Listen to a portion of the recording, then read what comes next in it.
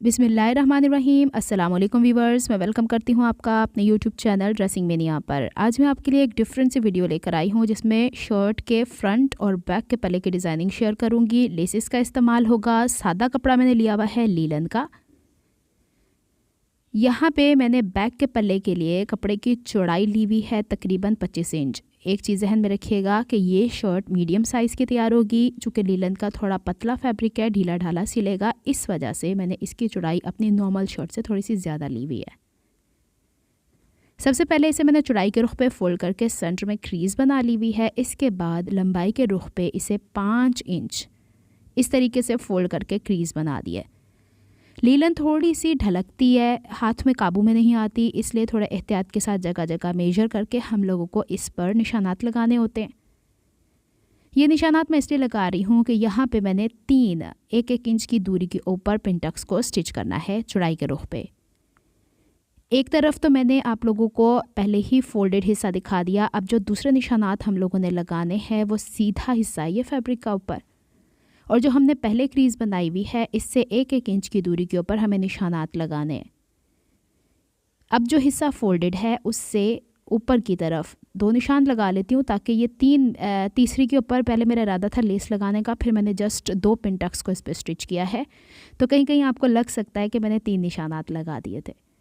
तो यहाँ पे 1-1 इंच की दूरी के ऊपर पहले सेंटर और 2 साइडों के ऊपर मैंने 1-1 इंच की दूरी के निशानात लगाए हुए हैं इस तरीके से। अब जो ऑलरेडी क्रीज़ बन चुकी है उसको डिस्टर्ब किए बग़ैर मैं पहले इस हिस्से को खोल दूंगी, और इसकी क्रीज़ इस तरीके से बनानी है कि पहले वाला हिस्सा डिस्टर्ब ना हो। सेम ये मेथड मैं आपको दुपट्टास के ऊपर जो शिफॉन के फैब्रिक होते हैं उस पर भी दिखा चुकी हूँ, कॉटन पे भी दिखा चुकी हूँ। इस दफ़ा मैं आपको लीलन पे दिखा रही हूँ कि इसको भी कंट्रोल किया जा सकता है। एक सीधी लाइन इसके ऊपर भी बनाई जा सकती है।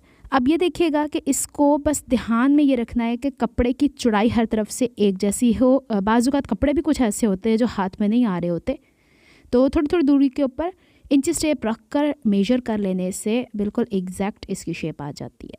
अच्छा, एक सिस्टर ने मुझसे रिक्वेस्ट की थी प्रिंसेस कट को आप कट करके दिखाएं, तो फ्रंट वाला पल्ला प्रिंसेस कट स्टाइल का है। आपकी मैंने रिक्वेस्ट यहाँ पूरी कर दी है।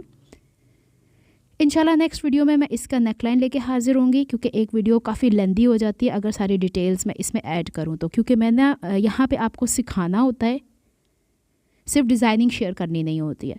तो अब यहाँ पे देखिए क्रीज लाइन में इस तरीके की नोक से बना रही हूँ। अब चूँकि चौड़ाई के रुख पे कपड़ा है और लीलन भी है, अच्छा ये ऐसा कपड़ा था जो लंबाई में भी थोड़ा खींच रहा था, चौड़ाई में भी खींच रहा था, तो इसको थोड़ा थोड़ा ढील दे के बस ये ध्यान रखना है कि जो कपड़ा ज़्यादा है वो नीचे की तरफ ना गिरे, सिलवटें ना आए इसके अंदर, और जिस तरीके से हम लोगों ने क्रीज़ बनाई हुई है उसी के ऊपर सिलाई करें।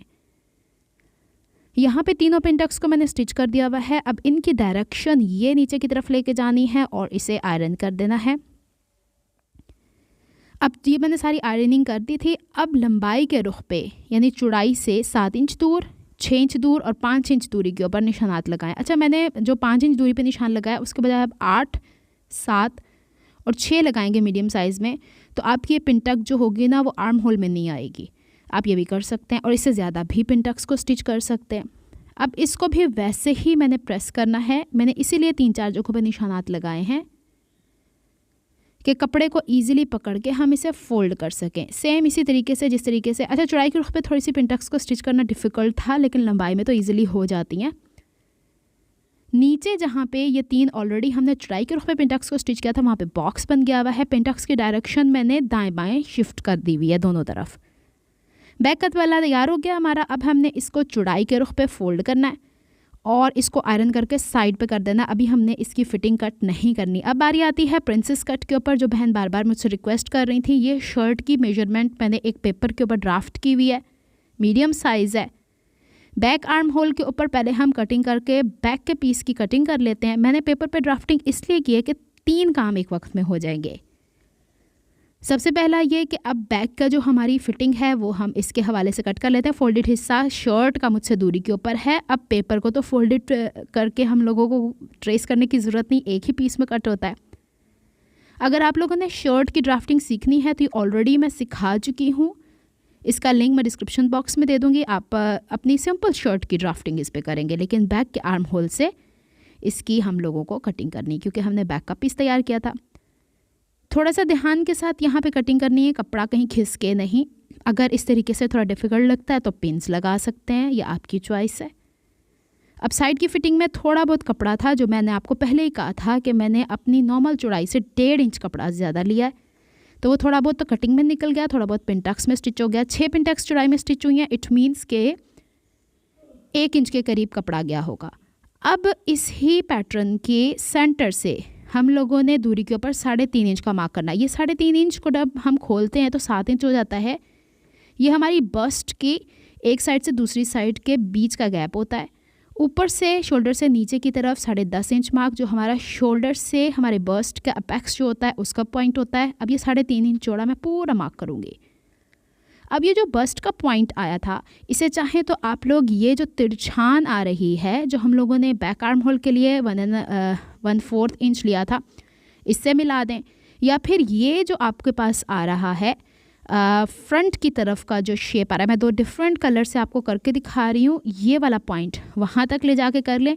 इसकी कोई एग्जैक्ट वो नहीं होती है मेजरमेंट, ये आपका हिसाब होता है कि आपने कितना डीप, कितना नैरो या कितना शैलो रखना है इसको। तो अब ये मैं आपको 2-3 तरीके बता देती हूँ, जो आपको समझ में आए आप वैसे कर लीजिएगा। मुझे ये ऊपर वाला ज़्यादा बेहतर लगा है, नीचे वाला ज़रा थोड़ा सा डीप जा रहा था। तो अब इसको मैं इस तरीके से करके मैं आपको मेजरमेंट्स बताती हूँ ज़रा, आप ताकि आपको समझने में आसानी हो जाए। मैंने जो आर्म होल की डेप्थ बनाने के बाद एल शेप मार्क किया होता है, उससे 1 इंच की ऊपर ये था, या हमने जो फिटिंग लाइन मार्क की हुई होती है यहाँ से, उससे फ्रंट आर्म होल का ये 3.5 इंच की दूरी पे है। उम्मीद है आपको अब ये समझ में आ गया होगा। अब सबसे पहले ये जो फ्रंट आर्म होल है हमारा, इसकी कटिंग आप कर देनी है। ये जो तरीका मैं आपको बता रही हूँ, इसे मैंने स्टिच करके पूरा आपके सामने बना के दिखाया है। इसमें ज़रा डिफ़िकल्टी नहीं होती, थोड़ी सी मेहनत है। तो ड्राफ्टिंग अगर आप पहले कर लेते हैं तो कपड़े में गलती की गुंजाइश नहीं रहती है। अब जो हमारे पास ये थोड़ा सा प्रिंसेस कट टाइप का आया है लुक, इसकी कटिंग कर लेते हैं। और जो हमने 3.5 इंच की दूरी के ऊपर निशान लगाया था, ओवरऑल नीचे तक इसे कट करेंगे। इस तरीके से फ्रॉक्स भी बनती हैं, लेकिन मैं इसे थोड़ी खुली कुर्ती बना रही हूँ। मैंने कहा पैनल वाली शर्ट भी हो जाएगी, लेसेस भी इसके ऊपर लग जाएंगी, एक नया लुक आ जाएगा ड्रेस पे। अब मैंने शर्ट का फ्रंट पीस 15.5 इंच डबल, अब जो ये आपकी शर्ट की मेजरमेंट है ना, उससे तकरीबन 3 इंच कपड़ा ज़्यादा लेना है। अब इसके फोल्डेड हिस्से से हमने ये वाला हिस्सा इस तरीके से मिला के रखना है कि वो वाला हिस्सा तो फोल्डेड के साथ अटैच हो। इसके बाहर हमारे यहाँ पे तकरीबन 1.25 इंच सिलाई का मार्जिन मौजूद रहे। अब जो कलियों वाला हिस्सा है वो 2 हिस्सों में कटेगा। अब इसकी मेजरमेंट्स मैं इस तरीके से रख रही थी, अगर मैं इसको एज इट इज़ रखती थी तो ऊपर हमारे पास जो अंदर सिलाई का मार्जिन लेना है वो कम पड़ता था। अगर मैं इसको इस तरीके से बिल्कुल बैलेंस करती थी तो कलियाँ छोटी और सेंटर पैनल ज़्यादा बड़ा होता था, क्योंकि हमने बैक पैनल तो ऑलरेडी कट कर लिया हुआ है। हमें बेसिकली सेंटर में सिलाई का मार्जिन तो चाहिए, लेकिन आखिर में मैंने डिसाइड किया कि ये जो पैनल है इसको मैं आर्म होल से थोड़ा सा ऊपर करके ना, यहाँ से ऊपर करके रखूँ, ताकि बीच में मार्जिन भी 1.25 इंच का आ जाए मेरे पास इस तरीके से। और नीचे से मेरी ये कलियाँ, क्योंकि ये जब ये श्योर है कि जब हमने प्रिंसेस कट को स्टिच करना होता है तो नीचे से ये बड़ा छोटा होता ही होगा थोड़ा सा, लेकिन ज़्यादा नहीं होगा। ये देखें अब बिल्कुल बैलेंस में है ना, तो हल्का सा फ़र्क आता है। जो सेंटर पैनल बढ़ा हुआ होता है, कलियाँ नहीं बढ़ती हैं। तो अब मैं इसकी आपको कटिंग करके दिखा देती हूँ ताकि आपको समझने में आसानी हो जाए, और फिर लास्ट में फ्रंट और बैक के पैनल को बैलेंस करके भी दिखा दूँगी। चलें जी, उम्मीद है आपको यहाँ तक का कॉन्सेप्ट समझ में आ गया। ये डिटेलिंग है इसकी। अब कपड़ा तो चूँकि मेरे पास महदूद था इस शर्ट के लिए, जो बड़े अर्स का कपड़ा मिलता है, तो मुझे तो इसी में डिज़ाइनिंग कंप्लीट करनी थी, इस वजह से मैंने ऐसे फैब्रिक लिया। अच्छा, जो आर्म होल के इर्द गिर्द था वो तो हमारे पास सिलाई का मार्जिन मौजूद ही था ना यहाँ पे, तो उसको एक्स्ट्रा मार्जिन रखने की ज़रूरत नहीं, शोल्डर पर एक्स्ट्रा मार्जिन रखने की ज़रूरत नहीं, साइड की फिटिंग पर भी ऑलरेडी मार्जिन मौजूद है।